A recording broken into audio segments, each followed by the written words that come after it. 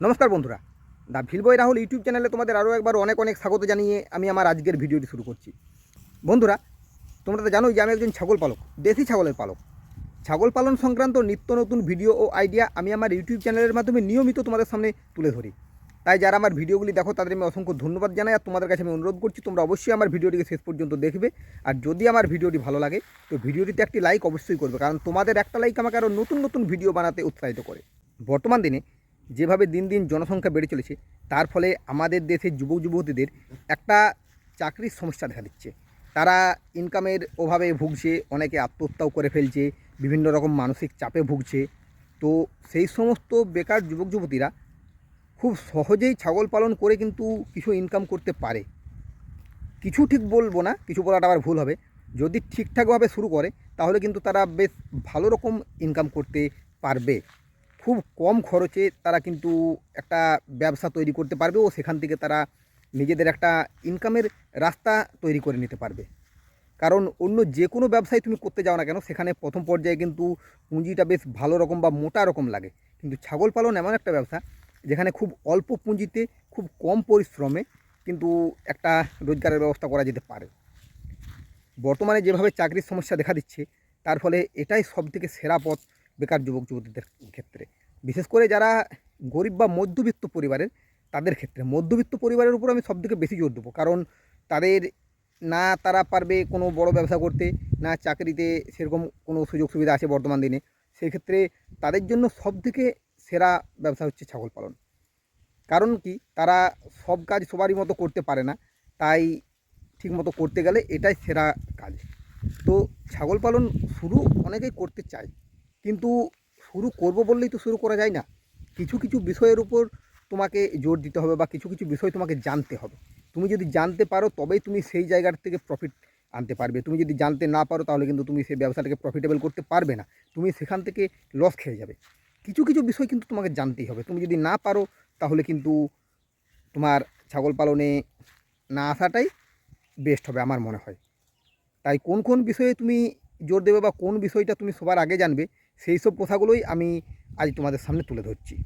আমি আজ দীর্ঘদিন ধরে ছাগল পালন করছি, প্রায় 8-10 বছর হলো। আমি কিভাবে ছাগল পালন শুরু করেছি তোমরা ভালোভাবেই জানো, তাই সেই ব্যাপারে আমি আর কিছু বলছি না, কারণ আমি আমার আগের দিনের ভিডিওটাতেও এই ব্যাপারেই কথা বলেছিলাম। তো আমি যে ব্যাপারে আজ আলোচনা করছি সেইটা নিয়ে শুরুটা করি। ছাগল পালনে মূলত 3টে জিনিসকে সবথেকে বেশি সবাই জানার চেষ্টা করে। হচ্ছে ছাগল কীরকম কিনবো, কোথায় কিনবো, কেমনভাবে কিনবো, কী দামে কিনবো। দ্বিতীয়ত হচ্ছে ছাগলের ঘর, আর তৃতীয়ত হচ্ছে ছাগলের খাবার। এই 3টাই কিন্তু সবাই বেশি জানার চেষ্টা করে। তবে আমি বিশেষ করে জোর দেবো ছাগলের খাবারের উপরে। কারণ খাবারটাই হচ্ছে ছাগলের সবথেকে মেন জিনিস, যেটাকে বলে ঘর। তুমি একটা ছোটোখাটো ঘর করে তুমি ছাগলগুলোকে রাখতে পারবে, কিন্তু খাবারটা কিন্তু তুমি ঠিকভাবে যদি না দাও তাহলে কিন্তু তোমার ছাগলের গ্রোথ হবে না। আর গ্রোথ যদি না হয় তুমি কিন্তু তোমার ব্যবসাটাকে প্রফিটেবল করতে পারবে না। অনেকেই কিন্তু কি করে যে ছাগলের খাবারের পেছনে প্রচুর খরচা করে দেয়। বিভিন্ন ধরনের দানা খাবার, আরও বিভিন্ন খাবার এদিক ওদিক সেদিক থেকে কিনে নিয়ে আসে, ছাগলগুলোকে খাওয়ায়। তার ফলে তারা কিন্তু প্রথম পর্যায়ে এমন কিছু খরচা করে ফেলে যেটার থেকে তাদের আর ঘুরে দাঁড়াবার উপায় থাকে না, এত খরচা হয়ে যায়। তাই তোমরা চেষ্টা করো খাবারের খরচটাকে সব থেকে কমের মধ্যে রাখার। আর সব থেকে কমের মধ্যে রাখতে পারবে একটা উপায়েই, সেটা হলো আমার মতো মাঠে ঘাটে ছাগল চড়ানো। হ্যাঁ, তুমি দানা খাবার দাও, তবে আমি বলবো প্রথম দানা খাবার না দেওয়াটাই বেস্ট হবে।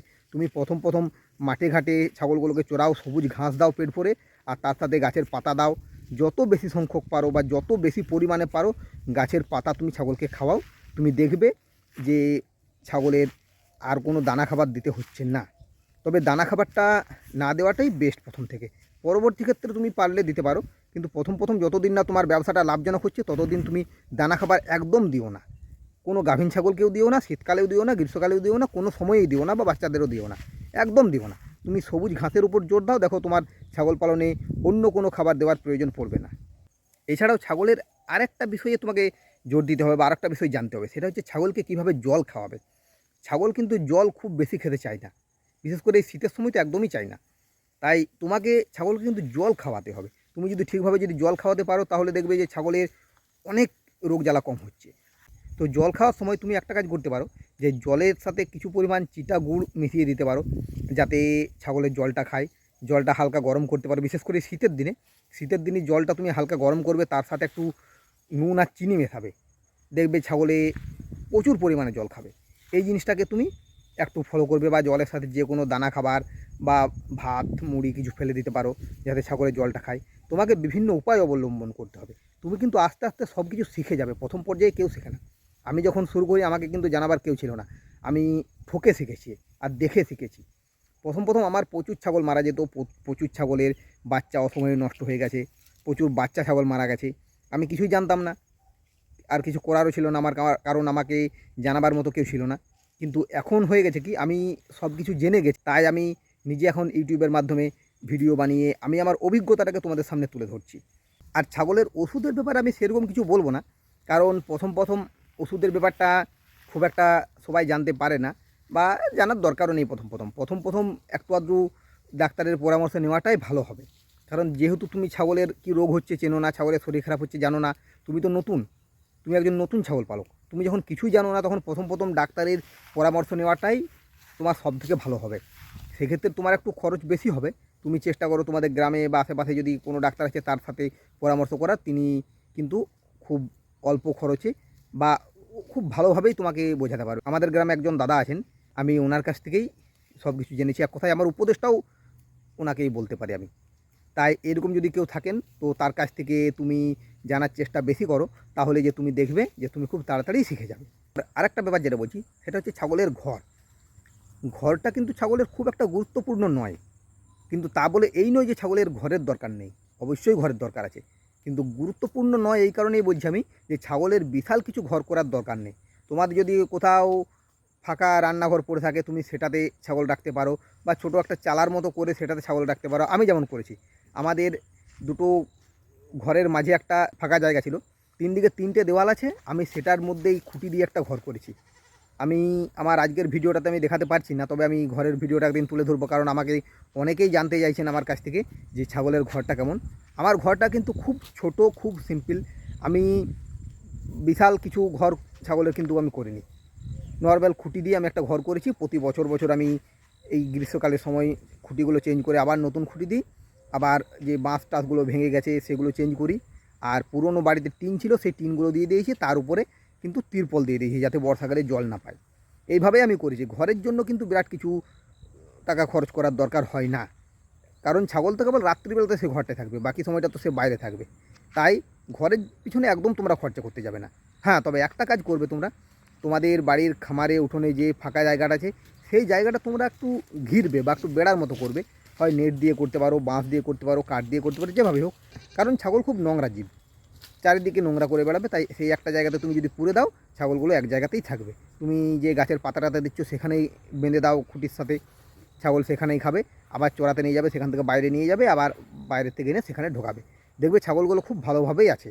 হ্যাঁ, তবে ছাগলে কোন খাবারটা খেতে বেশি পছন্দ করছে, কোন গাছের পাতাটা খেতে বেশি পছন্দ করছে, সেই জিনিসটার উপর তোমাকে বিশেষ নজর দিতে হবে। ধরো তুমি এমন একটা গাছের পাতা নিয়ে এলে সেটা ছাগলে খাচ্ছে না, তুমি সারাদিন সেই পাতাটাকে ছাগলের কাছে নামিয়ে দিচ্ছ, ছাগলে খাচ্ছে না, ছাগলগুলো না খেয়ে খেয়ে শুকিয়ে যাবে, অথচ তুমি সেই পাতাটাকে দিয়ে যাচ্ছ। তাই তুমি চেষ্টা করো যে ছাগলে কোন পাতাটা খাচ্ছে সেটা বেশি করে জানার, তবেই কিন্তু তুমি তোমার ছাগলগুলোকে ঠিক পাতা দিতে পারবে। আর নিয়ম করে তুমি ছাগলগুলোকে মাঠে চড়াতে নিয়ে এসো, নিয়ম করে। তুমি সকালে একবার বিকেলে একবার যদি পারো খুবই ভালো হয়, কারণ সকালে তুমি নিয়ম করে ঠিক 9টার মধ্যে ছাগলগুলোকে নিয়ে এসো, 12টা পর্যন্ত 1টা পর্যন্ত তুমি ছাগলগুলোকে বাইরে রাখো। আর পারলে দুপুর 3টের সময় আবার ছাগলগুলোকে খোলো। তবে হ্যাঁ, গ্রীষ্মকালের দিনে 5টার সময় খুলবে আর অন্য সময় 3টের সময় খুলবে, যাতে তোমারও কষ্টটা না হয়। তোমার যে সিজন ওয়াইজ তুমি সেটা বুঝে যাবে যে কোন সময়ে ছাগলগুলো মাঠে নিয়ে এলে তুমি ছাগলগুলোকে ঠিকভাবে চড়াতে পারবে বা তোমারও কষ্টটা কম হবে। এছাড়াও আরেকটা জিনিস তুমি সবদিকে বেশি, মানে আমরা এটাকে অগ্রাহ্য করেই বলা চলে, ছাগলে দেখবে প্লাস্টিক জিনিসটা খুব বেশি খেয়ে নেয়। চেষ্টা করবে ছাগলের সামনাসামনি বাড়িতে কোথায় যেন প্লাস্টিক না পড়ে, যে কোনো প্লাস্টিক ছাগলে খায়। সব থেকে বেশি খেয়ে নেয় কোথায় জানো, অনেক সময় আমরা প্লাস্টিকে করে গুড় নিয়ে আসছি, সেই প্লাস্টিকটা আমরা ফেলে দিচ্ছি, ছাগলে খেয়ে নিচ্ছে। কোথাও তেল নিয়ে আসছি, আরও কোনো জিনিস নিয়ে আসছি। ছাগল এমন একটা জিনিস, তুমি যদি 1 হাঁড়ি জল দাও, তার মধ্যে যদি 1 কেবল ভাত দিয়ে দাও, পুরো জলটা ছাগলে খেয়ে দেবে। সেরকম ওই গুড়টাকে খাওয়ার জন্য বা ওই প্লাস্টিকটাতে যে খাবারটা লেগে আছে সেই খাবারটাকে খাওয়ার জন্য ছাগল কিন্তু পুরো প্লাস্টিকটা খেয়ে নেবে। আর প্লাস্টিক সহজে হজম হতে চায় না, হজম তো হয়ই না, প্লাস্টিকটা কিন্তু পেটের মধ্যে থেকে যায়। সেটা অনেক সময় পেটের মধ্যে থেকে থেকে ছাগলের কিন্তু বিভিন্ন ধরনের রোগের সৃষ্টি করে। পেটের মধ্যে সেটা হজম যেহেতু হয় না, সেটা জাম হয়ে যেতে পারে এক জায়গাতে থেকে, সেই ছাগলের কিন্তু মৃত্যুও হয়ে যেতে পারে, কারণ সেটা পেটের মধ্যে থাকছে, পেটে ফাঁপ ধরছে, এটা তো হজম হবে না। আর সেটা কিন্তু যেহেতু হজম হয় না, সেহেতু সেটা পায়খানার সাথে বাইরেও আসে না, সেটা কিন্তু পেটের মধ্যেই থেকে যায়। তো এই জিনিসগুলো তোমাদেরকে বিশেষ করে নজরে রাখতে হবে। আমার অনেক ছাগলের সাথে এরকম হয়েছে, আমি পুরো মুখটা চেড়ে পরে গলাতে হাত পরে সেই প্লাস্টিকটাকে বার করেছি, এরকম অনেক সময় হয়েছে। আমার ঘরে পড়ে না থাকলেও বাইরে দেখা যায় যে অনেক সময় পড়ে আছে, ছাগলে সেগুলো খেয়ে নেয়, কারণ ওই যে বললাম ছাগলে ওই জাতীয় খাবারগুলো বেশি খায়। তাই এইগুলোর দিকে তোমাকে একটু বিশেষ নজর দিতে হবে যেন এই ধরনের ভুল না হয়, তাহলে কিন্তু তুমি যতই ছাগল পালন করো তোমার কিন্তু ছাগল পালন প্রফিটেবল হবে না। আরও দেখবে যে আমাদের সব প্রায় ঘরেই ধানের ওষুধ বা ইঁদুরের ওষুধ বা আরও কোনো কিছু বিষ, গেমাক্সিন, থাইমেরিড আমাদের সব ঘরে থাকে। তো এইগুলো যেন ছাগলের থেকে একটু দূরে থাকে, সেটাকে একটু নজর দিতে হবে, কারণ এইসব কিন্তু ছাগলের ক্ষতি করে দিতে পারে। আর সবশেষে যেটা বলবো সেটা হলো ছাগল, তুমি যেটা নিয়ে শুরু করছো সেটাই তো আগে দরকার, ছাগল কেনা। ছাগল এই শীতকালে যদি কেউ ফার্ম শুরু করার ইচ্ছা করে থাকো, আমি একদম বারণ করব, এই শীতকালে কিন্তু কেউ ফার্ম করার চেষ্টা করো না, কারণ এই শীতে কিন্তু ছাগলের রোগ জ্বালাটা একটু বেশিই আসে।